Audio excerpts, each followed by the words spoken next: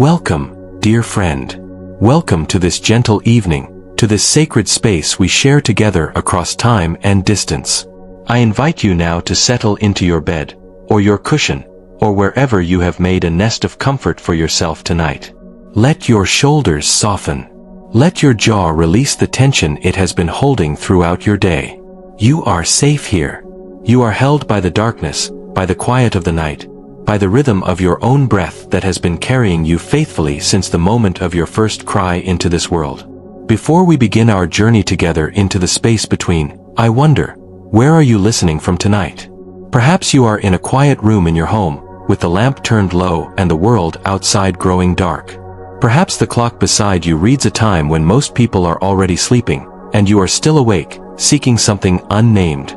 Perhaps it is early evening where you are, and you are preparing your heart and mind for rest.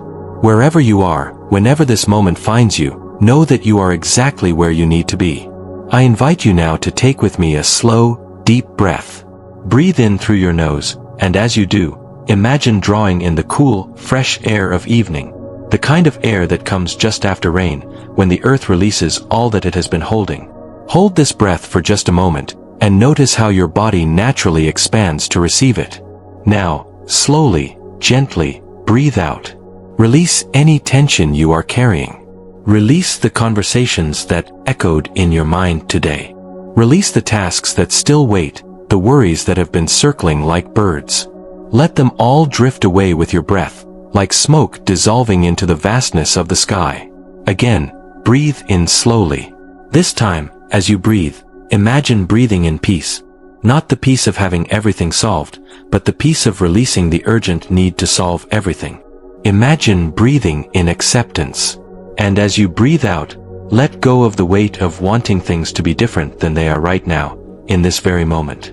The day has brought you here. Your thoughts, your efforts, your struggling and striving have all led you to this place, to this moment, where you are willing to lay your burdens down, even if only for a little while. This willingness is a kind of grace. This willingness is where wisdom begins. Tonight, we are going to explore together a Zen teaching that is both simple and profound, a teaching about resting in the space between. You might wonder, what is this space between? It is the space between the inhalation and the exhalation. It is the space between the thought that arises and the next thought that follows. It is the space between struggle and surrender, between controlling and trusting, between the resistance that exhausts us and the acceptance that heals us. This space is not empty, though it might seem so. It is full of possibility, full of peace, full of the intelligence that moves through all things without needing to know its own name. In Zen, we speak of letting the river flow rather than trying to dam it. Imagine for a moment that you are standing beside a river. You have been given a job you took very seriously. You have been trying to control the direction of the river, trying to speed it up here and slow it down there, trying to ensure that every drop of water goes exactly where you think it should go. Hour after hour, day after day, you have been pushing against the water, redirecting it, resisting its nature. And you are exhausted. Your arms ache. Your mind is weary from the constant effort of trying to manage something that was never yours to manage in the first place. But what if, for just a moment, you stopped? What if you released your grip? What if you allowed the river to be what it has always been? A natural flowing, a movement that follows the contours of the earth, that finds its own way to the sea. The river does not need your permission to flow. It does not need your management.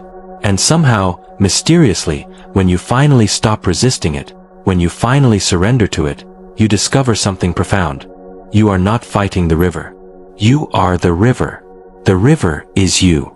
The flowing is not separate from you. It is your own deepest nature, finally allowed to move. This is what we mean by resting in the space between. It is not about becoming passive, or helpless, or indifferent. It is about finding the paradox where effort and surrender coexist, where you can move through your life with intention and presence while simultaneously releasing your death grip on the outcome. It is about trusting the space between your action and the result, that mysterious gap where things unfold according to a wisdom far greater than your individual mind can comprehend. The sky above knows this space between very well. Every moment, the sky holds both the light and the shadow. Every moment, it contains both the clouds and the space between them. The clouds come, and they seem so solid, so real, so urgent. And then, as mysteriously as they came, they drift away. The sky does not struggle against the clouds.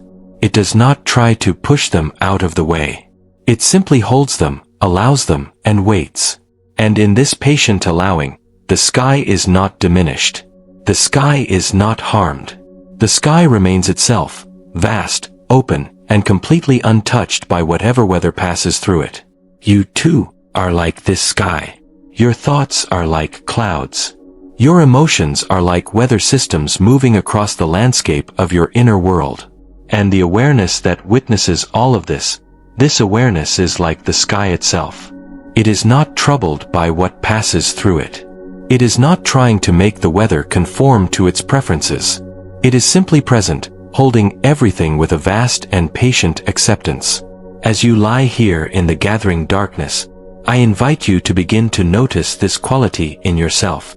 Notice the thoughts that arise in your mind. Do not fight them, do not push them away. Simply notice them, as you would watch clouds drift across the evening sky. Notice how they appear, how they change shape, and how they eventually drift away, all on their own, without your having to do anything about it. This is the space between. This is where peace lives. And now, let me share with you a story of a monk and a mountain, a teaching told in the gentle way of Zen. There was once a young monk named Kenji who came to study with a great teacher in a monastery nestled in the high mountains. Kenji was filled with ambition and a fierce desire to become enlightened. He had read many books. He had traveled far to reach this sacred place. He was determined that through sheer effort and discipline, he would achieve the peace and wisdom that the Buddha's teachings promised. On his first day, the teacher, who was called Master Dogen, invited Kenji to sit with him in the garden. They sat in silence for a long time. The morning air was cool and fresh. Around them, the mountains rose like sleeping giants, their peaks touching the clouds. Kenji was eager to begin his training. He waited for the master to speak words of profound wisdom, to give him exercises and practices that would accelerate his path. Finally, Master Dogen spoke. His voice was very soft. "Tell me, young Kenji, why have you come here?" Kenji bowed deeply. "Master, I have come to become enlightened. I want to free myself from suffering. I want to understand the true nature of mind. I am ready to work very hard. I will meditate for hours. I will follow all the precepts. I will do whatever is necessary." Master Dogen smiled gently. He pointed to a waterfall in the distance, where water cascaded down the mountainside, crashing over rocks, creating a mist that caught the morning light. "Do you see that waterfall?" he asked. Kenji nodded. "For how many years has it been falling?" asked the master. "I do not know," said Kenji. "Perhaps for thousands of years." "And in all that time," said Master Dogen, "has it ever tried to become something other than a waterfall? Has it ever resisted its nature and said to itself, 'No, I do not want to fall. I want to become a mountain instead'?" Kenji was silent. "The waterfall simply falls," continued the master. "This is its nature. It does not try to be a good waterfall or a better waterfall. It does not strive to reach some distant goal. It is already complete, even in the very act of falling. You, young Kenji, are like the waterfall. Your Buddha nature is already complete. You do not need to become enlightened. You are already enlightened. You simply need to stop resisting it. You need to rest in the space between your effort to become something and the realization that you already are what you are seeking." Kenji bowed, but his mind was troubled. He did not fully understand. That afternoon, he threw himself into meditation with even greater intensity. He sat for hours, his back straight, his mind focused like a laser beam on achieving enlightenment. Days passed. Weeks passed. Months passed. And still, Kenji felt he was not making progress. His mind continued to wander. His emotions continued to fluctuate. He was still confused, still uncertain, still struggling. One evening, as Kenji was sitting in his meditation hall, a terrible storm rolled in from the mountains. The wind howled. The rain lashed against the walls. Thunder cracked like the sky breaking open. Kenji tried to maintain his meditation posture, but the storm was so violent, so overwhelming, that he found it impossible to concentrate. He gave up. He sat there, simply listening to the storm, no longer fighting it, no longer trying to control his mind or achieve any particular state. And then, something shifted. In the space where he had stopped struggling, where he had stopped trying to achieve enlightenment and had simply surrendered to the reality of the moment, the rain, the wind, the thundering sky, something opened. It was not a dramatic experience. It was not a vision or a revelation. It was simpler than that. It was simply a feeling of okayness, of everything being exactly as it should be, even the storm, even his confusion, even his failure to meditate properly. In this acceptance of what was actually happening, rather than what he thought should be happening, there was a kind of peace he had never known before. When the storm passed, Kenji emerged from his meditation hall with tears streaming down his face. He found Master Dogen in the garden, tending to the plants that had been battered by the wind. The master took one look at Kenji's face and nodded. "You have been introduced to the waterfall's secret," said Master Dogen gently. From that day forward, Kenji's practice was transformed. He still meditated. He still studied. But he had learned to rest in the space between effort and surrender. He had learned that enlightenment was not something far away, something he had to achieve through force of will, but rather something that was already here, already available, waiting only for him to stop fighting against reality and start embracing it as it was. As you listen to this story, dear friend, I wonder what resonates with you. Perhaps you, too, have known this kind of exhaustion, the exhaustion of trying to control things that cannot be controlled. The exhaustion of resisting reality, of wishing things were different, of struggling against the river's flow. The exhaustion is not because you are weak. It is because you have been doing something that is not in harmony with the nature of things. When Kenji stopped trying so hard to achieve enlightenment, enlightenment became possible. Not because enlightenment is elsewhere, not because it requires less effort to reach it, but because enlightenment is the natural state that emerges when we stop resisting what is. When we surrender to reality, we discover that we have been standing in enlightenment all along. We have been inside the temple, frantically searching for the temple. Let this truth settle into your being as you lie here in the darkness. You do not need to become anything other than what you are. You do not need to achieve anything right now. You only need to rest. You only need to accept that this moment, exactly as it is, the thoughts you are thinking, the feelings you are experiencing, even the weariness in your body, is perfect. This moment is complete. This moment contains everything you need. And as you breathe, let yourself drift deeper into this understanding. Let your shoulders release even more. Let your jaw soften further. With each breath, you are releasing the tension of trying to be someone other than who you are. With each exhalation, you are letting go of the expectation that the moment should be different. Now, let me share with you another story. A story about a gardener who learned the secret of the space between. There was once a master gardener named Sato who tended the gardens of a great temple. For 40 years, he had worked in those gardens, and they had become known throughout the province as a place of extraordinary beauty. Visitors would come from far away to walk among the carefully arranged stones, the pruned trees, the meditation paths. They would praise Sato's skill and his artistic vision. They would ask him, "How do you make everything so perfect? How do you plan each garden so precisely?" But there was a younger gardener, named Taro, who worked under Sato's guidance. Taro noticed something peculiar. While other gardeners seemed to work according to a master plan, measuring and calculating and trying to force nature into predetermined shapes, Sato seemed to work in a very different way. He would walk through the gardens for hours, simply observing, not touching anything. He would sit by a tree and study the way the light fell through its branches. He would watch how water naturally pooled in certain areas. He would observe the way moss grew on the stones. And then, he would act. But his actions seemed to follow the inclination of the place itself, rather than imposing an external design upon it. One day, Taro asked Sato, "Master, I do not understand your method. You do not seem to make plans. You do not sketch designs. Yet the gardens turn out more beautiful than any I have ever seen. How is this possible?" Sato smiled. He was an old man by this time, his hands gnarled but still graceful in their movements. He set down his tools and gestured for Taro to sit with him on a stone bench overlooking a small pond. "You see this pond," said Sato.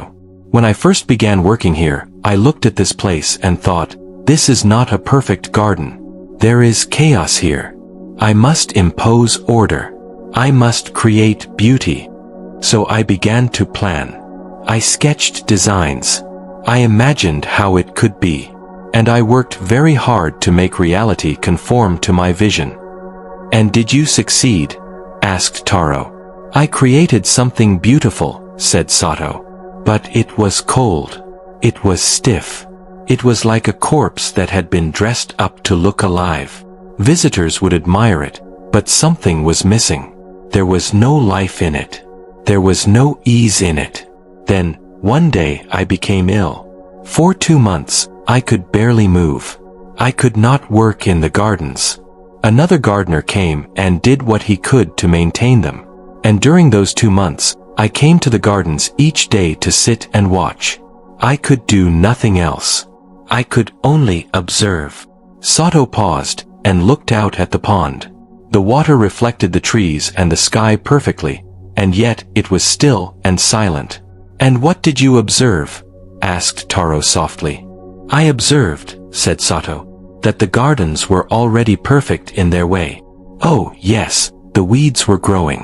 The paths were becoming overgrown. Things were not as I had arranged them. And yet, there was a kind of rightness to the chaos. There was an order within the disorder. The weeds that grew were in certain places, following the contours of the earth, the flow of water, the reach of light. The paths that became overgrown revealed where people naturally wanted to walk. The trees that had been left unpruned grew in patterns that were actually more beautiful than the shapes I had tried to impose upon them." "So you stopped working?" asked Taro with some doubt. "No," said Sato. "But I changed how I worked. Now, when I enter the gardens, I do not come with a vision of what they should be. I come with a question: what is this place trying to become? What is already here that wants to emerge? And then I work with that. I trim away what is blocking the natural emergence of beauty. I remove obstacles. I work with, rather than against, the nature of things. I rest in the space between my own will and the will of the place itself, and I let the two move together as one." Taro understood then, and he spent many years learning Sato's way, not a way of imposing design, but a way of listening, observing, and removing obstacles so that beauty could naturally emerge. The space between Sato's intention and the garden's inherent wisdom became narrower and narrower, until it was no longer possible to say which was which. The garden and the gardener were no longer separate. As you rest here in the darkness, dear friend, consider where in your own life you might be trying to force reality into a predetermined shape. Where are you resisting what is trying to naturally emerge? Where are you imposing a design that does not harmonize with what actually wants to happen? Perhaps you are trying to force a relationship into a shape it does not naturally take. Perhaps you are pushing your career or your creativity down a path that feels forced and joyless, when something else is trying to emerge that would feel more alive. Perhaps you are struggling against your own body, resisting aging, resisting tiredness, resisting the changes that are naturally occurring.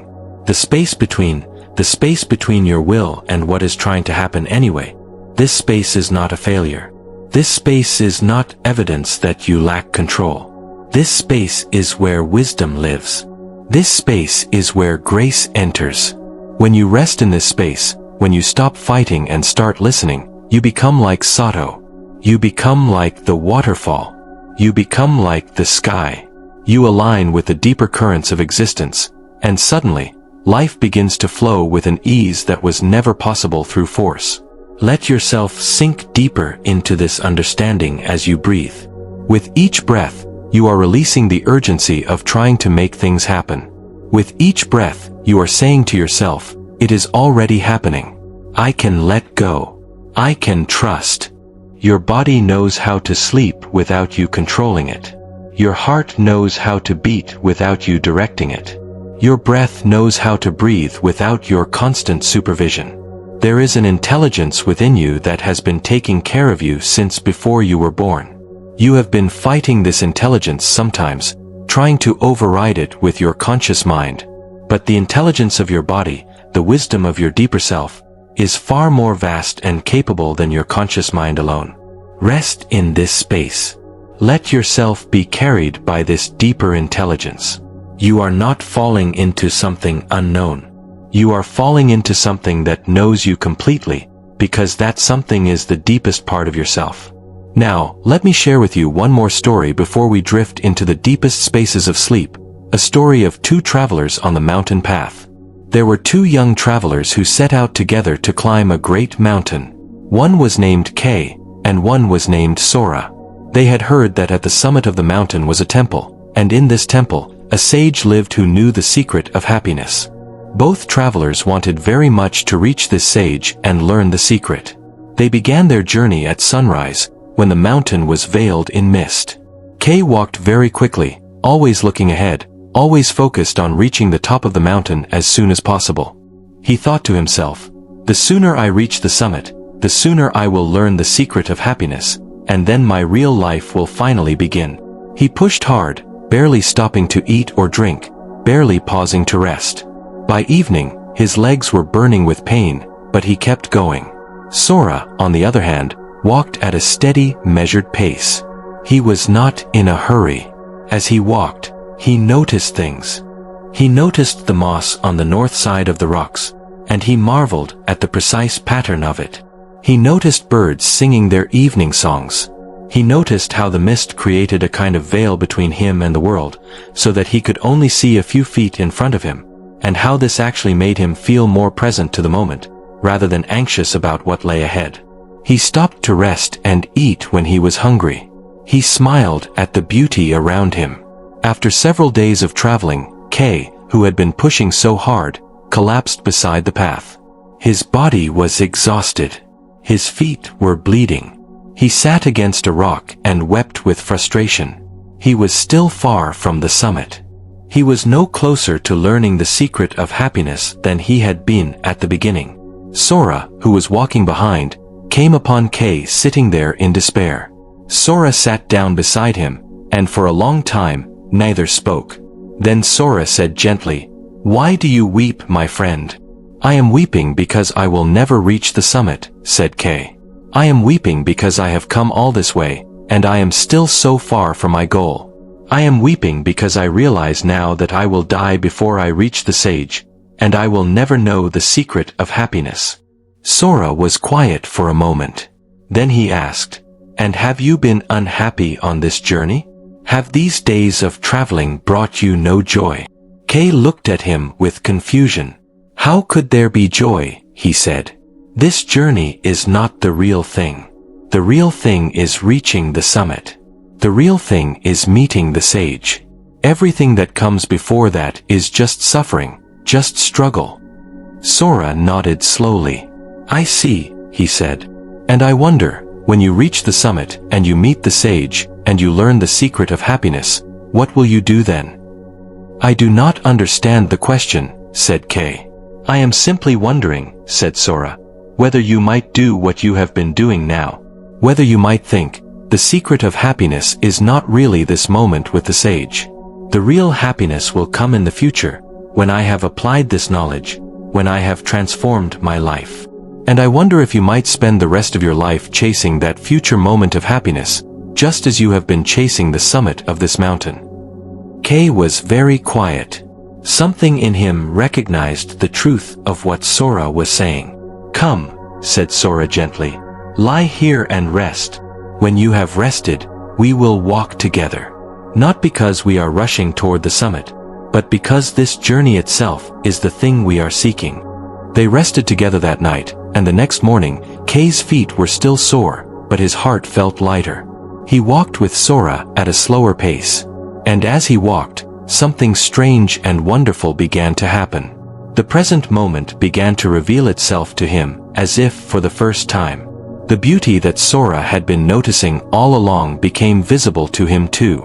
The mist, the birds, the quality of light through the trees, the feeling of his breath moving in and out of his body, the simple fact of being alive on a mountain path. All of this became real to him.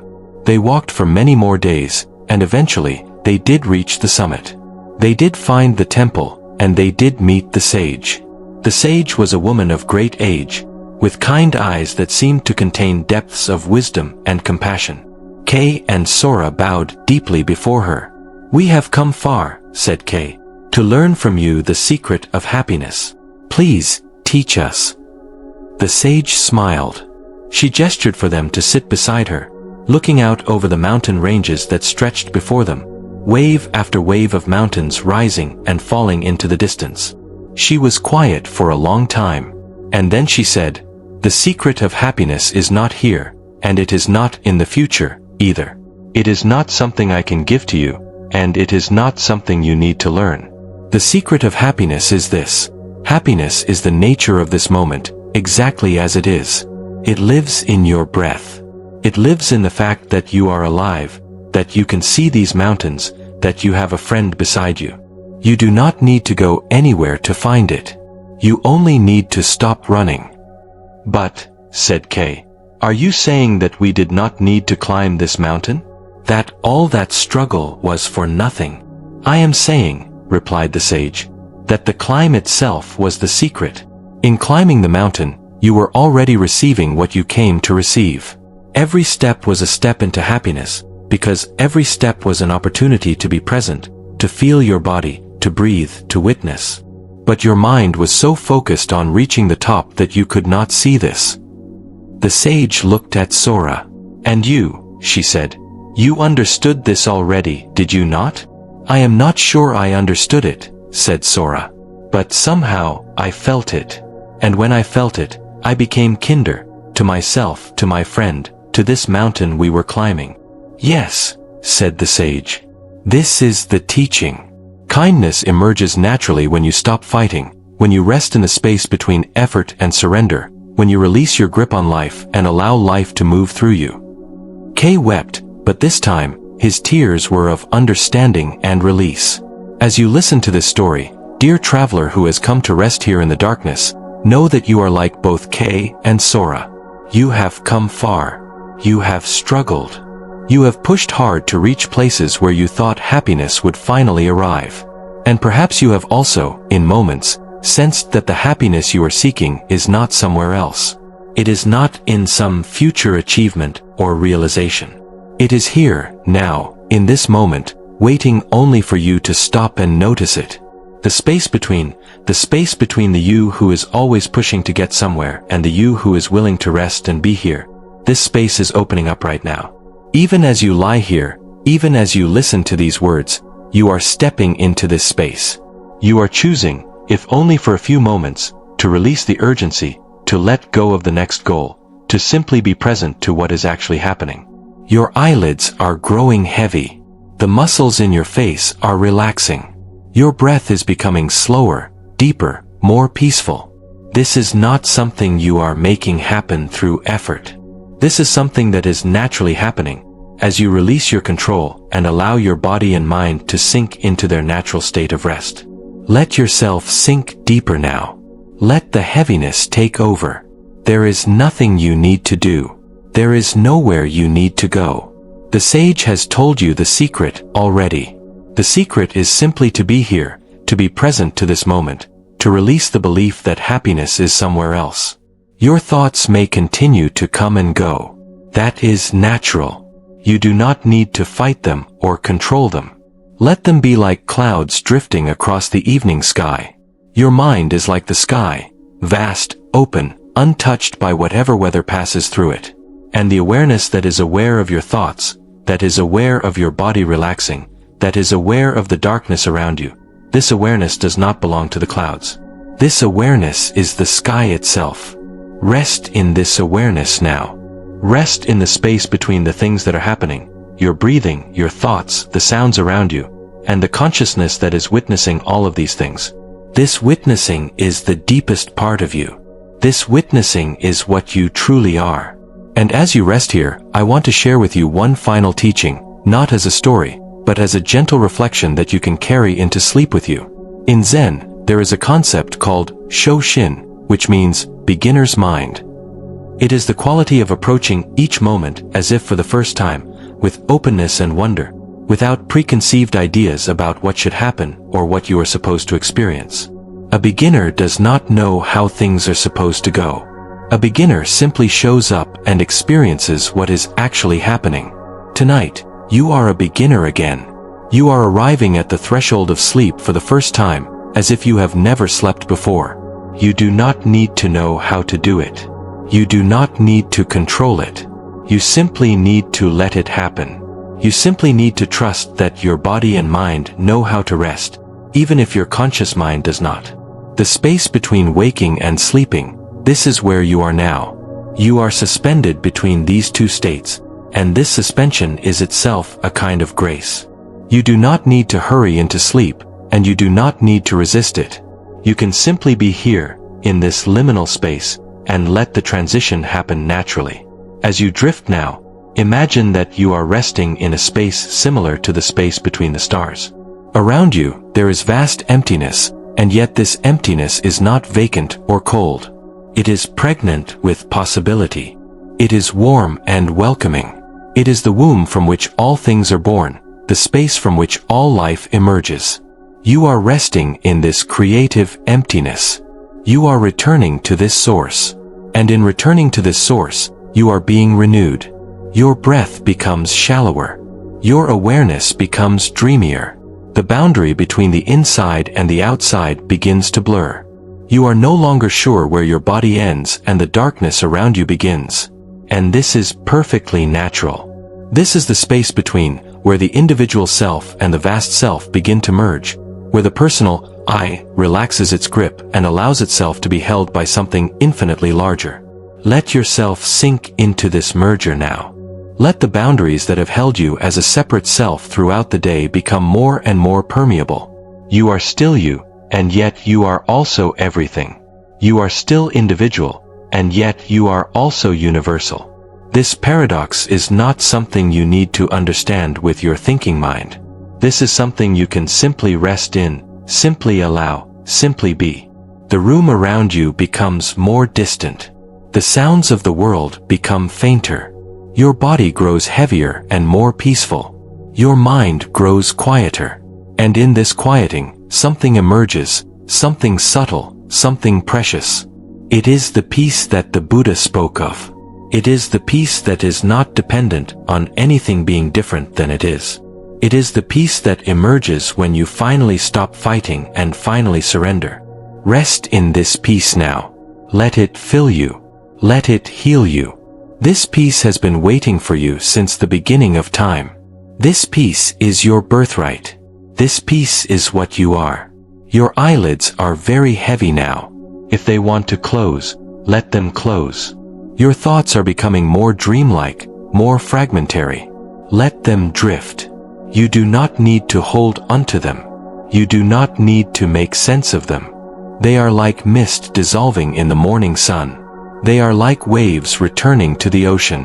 And as you fall away now, as you drift deeper into the most vulnerable and truthful part of sleep, know that you are safe. Know that nothing is being asked of you. Know that you are held by the night, by the stars, by the infinite compassion that moves through all things. The space between has received you. The space between has always been waiting for you. And in this space, you will rest. In this space, you will dream. In this space, you will be renewed. And when you wake, you will carry this memory with you, the memory of having let go, of having surrendered, of having rested in the space between doing and being. Peace, dear friend. Peace in your body. Peace in your heart. Peace in your mind. Peace in the space between your breath and the next breath. Peace in the space between this moment and the next moment. Peace in the infinite space between all things, the space where all life is born and where all suffering is finally, gently released. Sleep now. Dream well. And know that in the deepest part of your sleep, you are learning the most important lesson of all. The lesson that peace is not something you must achieve. Peace is what you discover when you finally, blessedly, stop trying. And yet, there is more to tell, dear friend. Even as you drift, even as your eyes grow heavy, the teaching continues. The stories keep flowing, like a river that never stops moving, even as you sleep beside it. This is the nature of truth. It is inexhaustible. It is always there, waiting to be discovered anew in each moment. Let me take you deeper now, into the layers of understanding that lie beneath the surface of the waking mind. As you rest here, suspended between the world of effort and the world of surrender, I want to share with you something that the ancient Zen masters understood very deeply. That the space between is not only a place of peace, but also a place of extraordinary creativity and aliveness.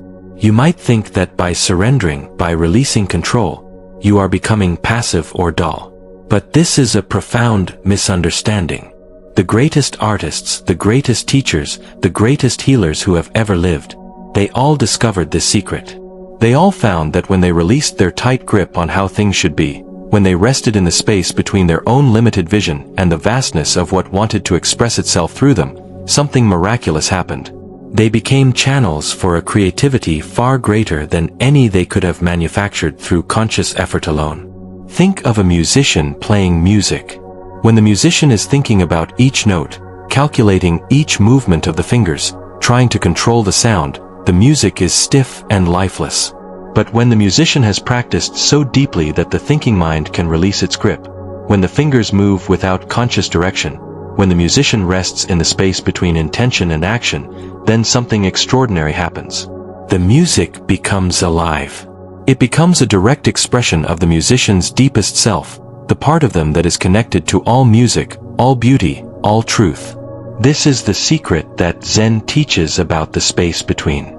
It is not an empty space. It is not a void.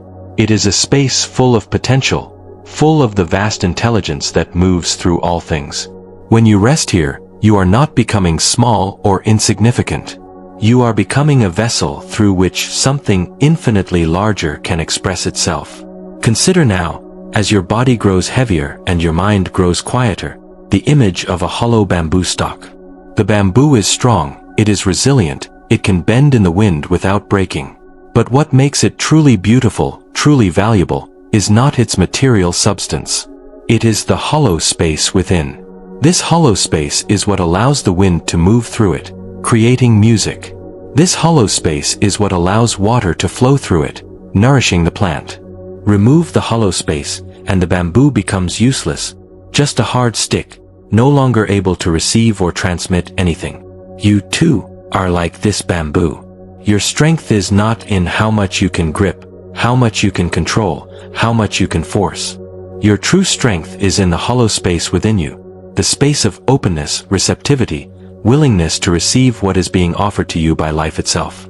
When you hollow yourself out, when you release the rigid structures of, I must do this, and I must be that, then the wind of existence can move through you. Then the water of life can nourish you. Then you become beautiful, useful, alive in a way that no amount of effort could ever achieve. And as you rest here, I want to share with you another story, a story of a potter and the clay. There was once a master potter named Kaoru who lived in a small village at the foot of the mountains. She had been making pottery for 50 years, and her work was renowned throughout the region. People came from far away to buy her bowls, her vessels, her teacups, each one unique and beautiful. One day, a young woman came to Kaoru's studio and asked to become her apprentice. Her name was Yuki, and she was eager to learn the art of pottery. She had read books about pottery. She had watched videos of famous potters at work. She was ready to throw bowls on the wheel. But Kaoru did not put her at the wheel. Instead, she gave her a task. For the next month, your job is to prepare the clay. You will knead it, mix it, work it, prepare it for the wheel. This is all you will do. Yuki was disappointed, but she obeyed. Day after day, She worked the clay. Her hands became sore. Her arms ached. She worked the clay, kneading out air bubbles, making sure the texture was consistent, preparing it to be shaped. And as she worked, something unexpected happened. She began to feel the clay responding to her hands. She began to understand its nature. She began to sense where the clay wanted to be thin and where it wanted to be thick. She began to feel its weight, its moisture content, its readiness to be shaped. She was no longer just pushing the clay around. She was in conversation with it. After a month, Kaoru invited Yuki to the wheel. And when Yuki sat down and began to throw, something remarkable happened. The bowl seemed to form almost by itself. She was not thinking about how to shape it. Her hands simply knew what to do. The clay and her hands were moving together as one being. There was no separation between the potter and the clay. There was no me trying to impose my will on the clay. There was only the dance of shaping and receiving, of holding and releasing. When the bowl was finished, Kaoru looked at it and nodded. "This is good," she said. "But do you understand what just happened?" "I do not know," said Yuki. "I was not thinking. My hands were just moving." "Exactly," said Kaoru. "This is the secret of pottery. And this is the secret of life. You did not throw the bowl.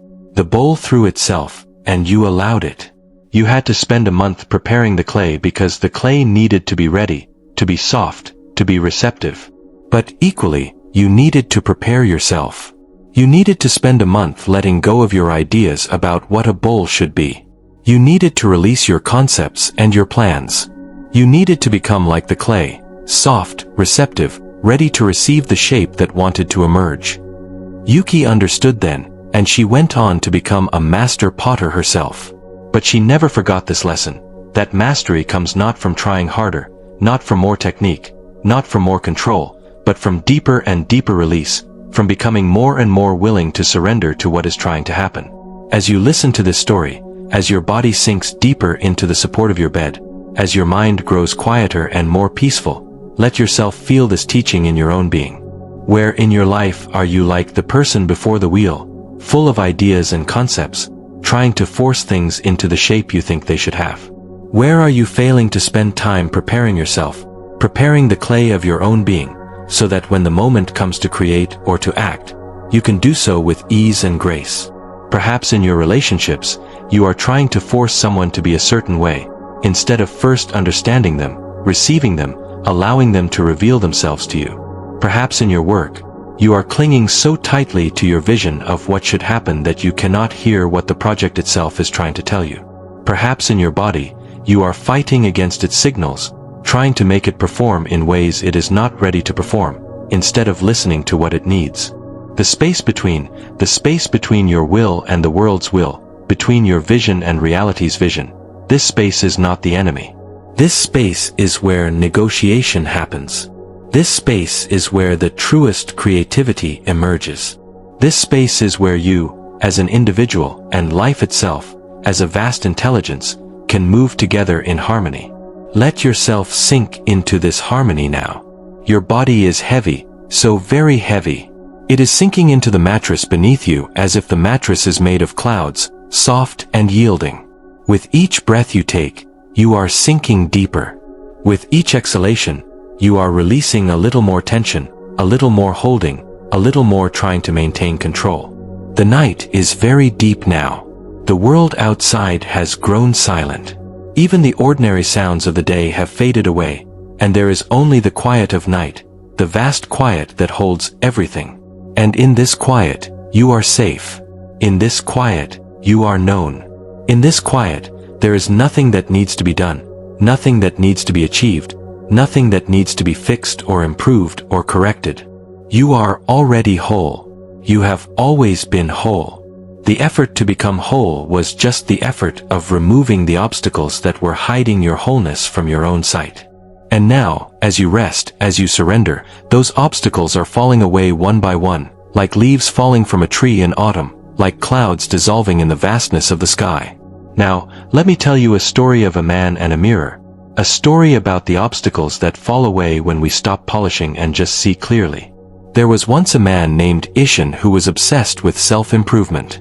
Every day, he would look in the mirror and criticize what he saw. My face is not handsome enough.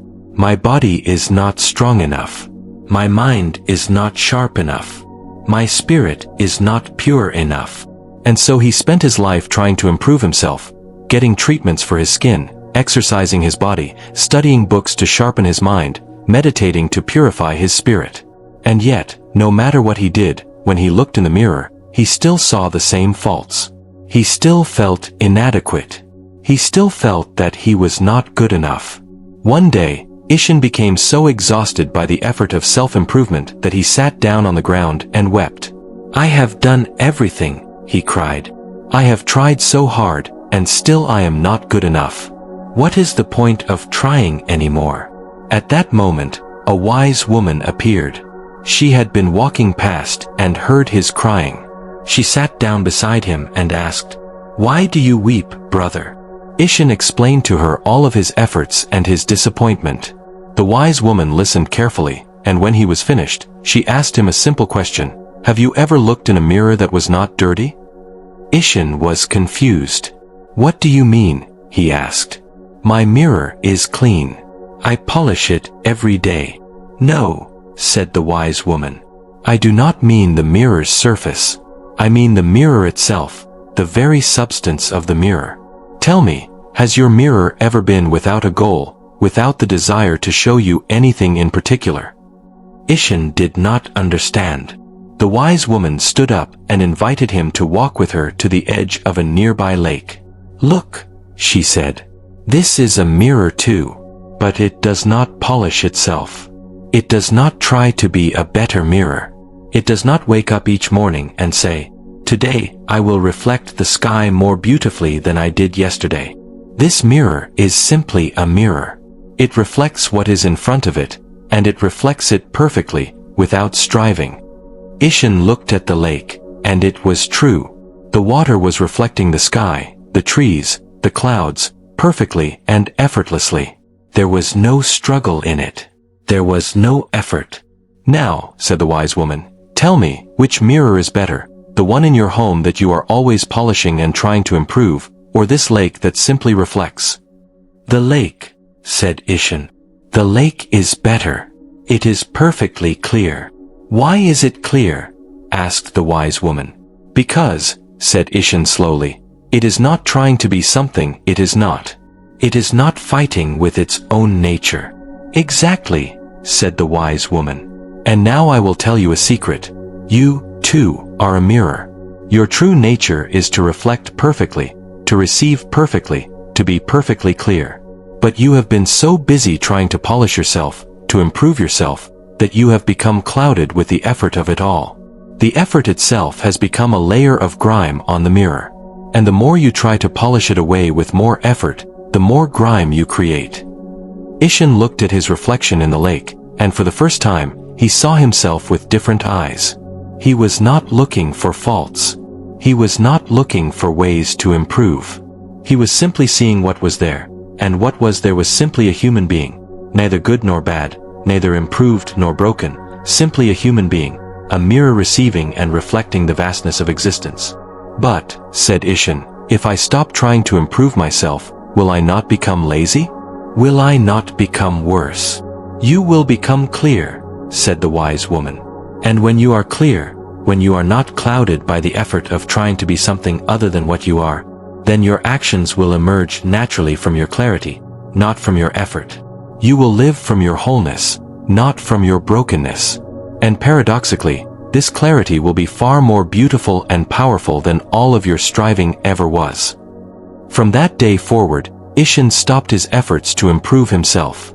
This did not mean that he became lazy or complacent. Rather, it meant that he stopped fighting against himself. When he was tired, he rested. When he was hungry, he ate. When he had the impulse to learn something, he learned it, not because he thought it would improve him, but because the impulse was there. And as he lived this way, people began to notice a profound change in him. He became more present. He became kinder. He became wiser. Not because he was trying to be these things, but because these things emerged naturally when he was no longer clouded by the effort of trying to be something other than what he was. And the mirror within him became clear. As you rest here, dear friend, I wonder if you, too, have been trying to polish the mirror of yourself. I wonder if you have been fighting against your own nature, trying to be someone other than who you are, trying to improve yourself into acceptability. If so, I invite you to rest this effort now. Not forever, but for tonight. Tonight, you can simply be the lake. Tonight, you can simply reflect what is without trying to make it better or different. Your body is exactly as it should be in this moment. Your mind is exactly as it should be. Your life is exactly as it should be. There is nothing to fix right now. There is nothing to improve.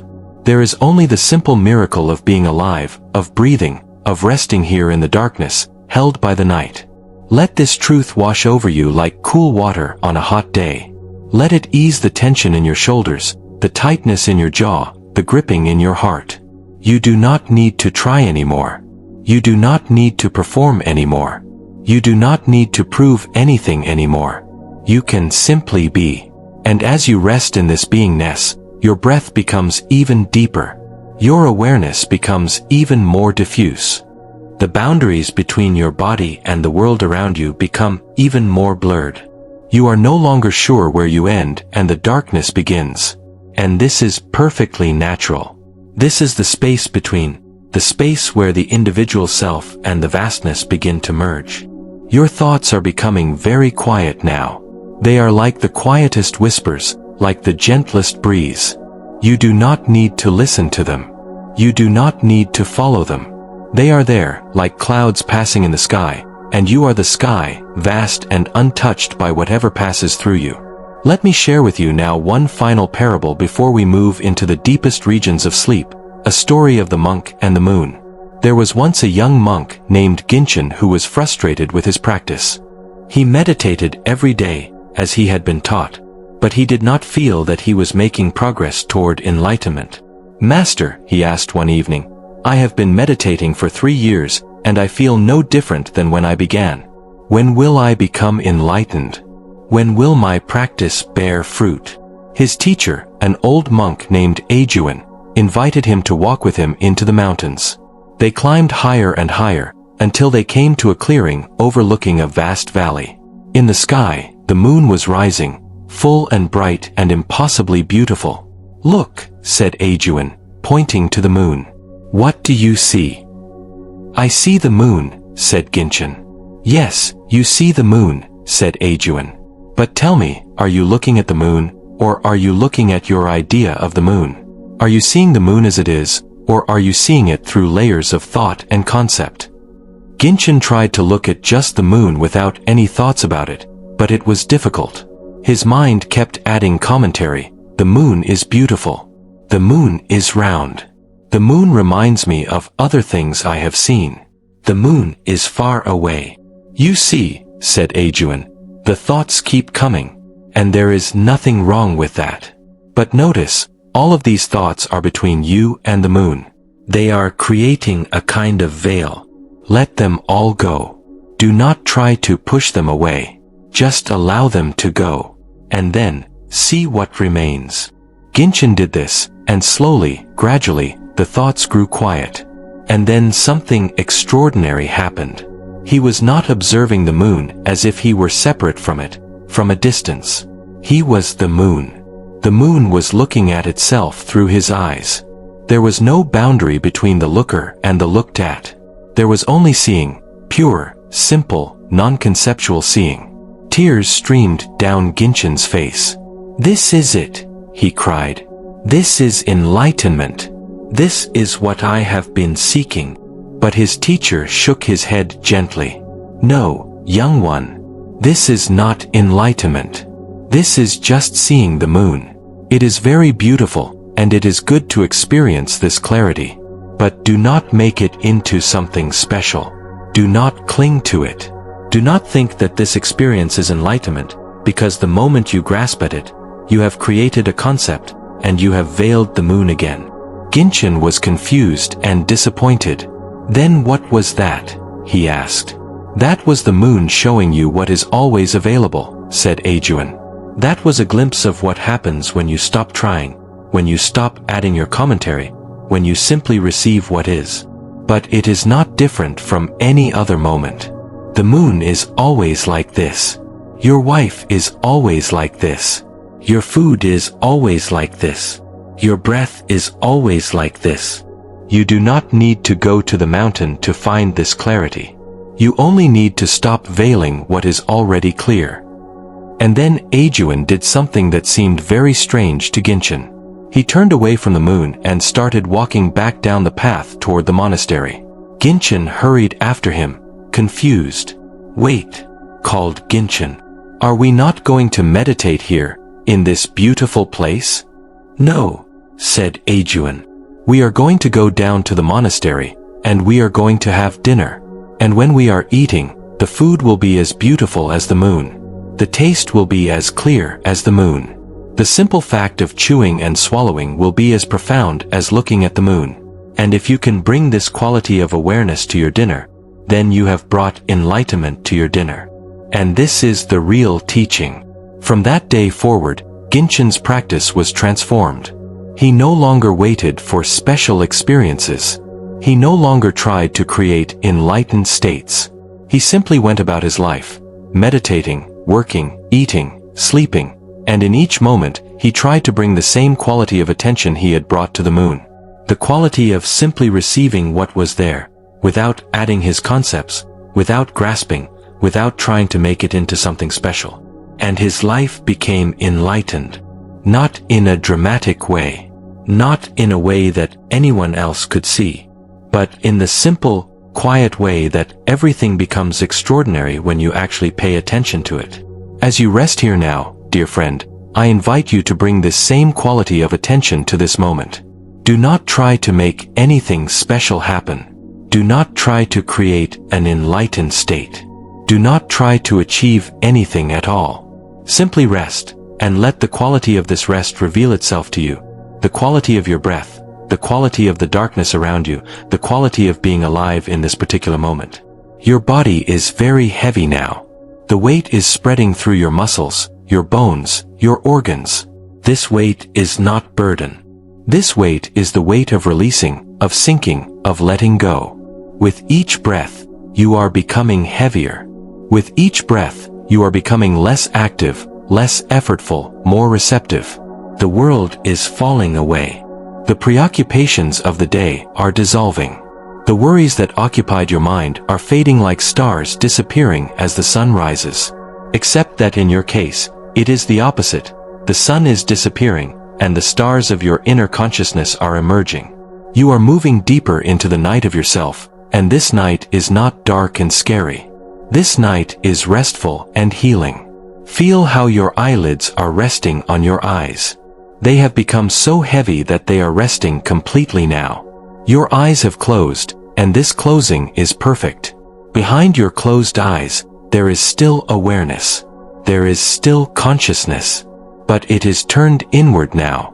You are no longer looking at the world outside. You are perceiving the world inside, the landscape of your inner being, the vast territories of your deeper mind. And in this inner landscape, there is peace. There is a profound silence that is not the absence of sound, but the presence of wholeness. In this silence, all the fractured pieces of yourself can come back together. All the parts of you that have been scattered throughout the day, divided between worry and desire, achievement and failure, can remember themselves as one unified being. You are becoming whole here. You are becoming complete. Not by doing anything, not by adding anything, but by releasing, by surrendering, by finally allowing yourself to rest. And I want to tell you one more story. A story that will carry you deeper into sleep, deeper into the space between, deeper into the peace that is your natural home. There was once a woman named Matsuko who lived alone in a small house in the forest. She had lived there for many years, and she had created a beautiful garden around her home. For decades, she had tended this garden, planting flowers and vegetables, creating paths, building a small pond, shaping the landscape according to her vision of beauty. And then, one spring, Matsuko became very ill. She lay in her bed, unable to move, barely able to lift her head. She looked out through her window at the garden, and for the first time in many years, she could not tend it. She could not pull the weeds. She could not water the plants.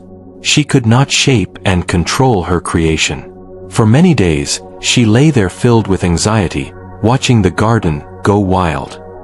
Weeds grew among her careful plants.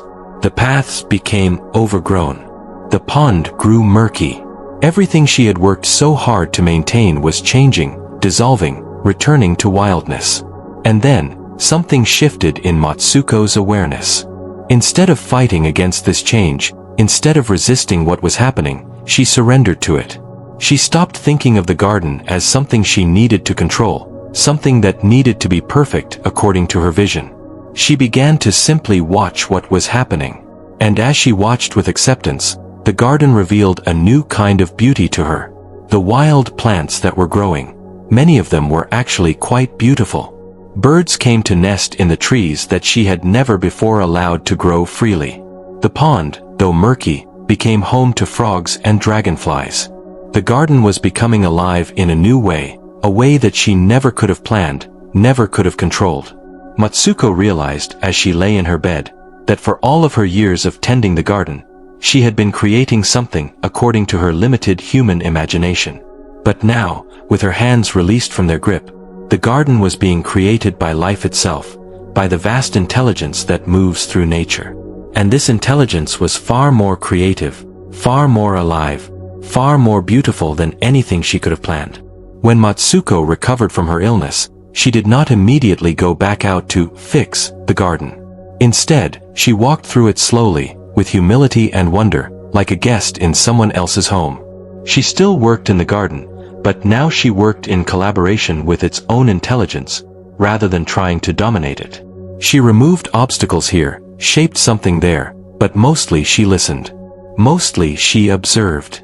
Mostly she allowed herself to be surprised by what wanted to emerge.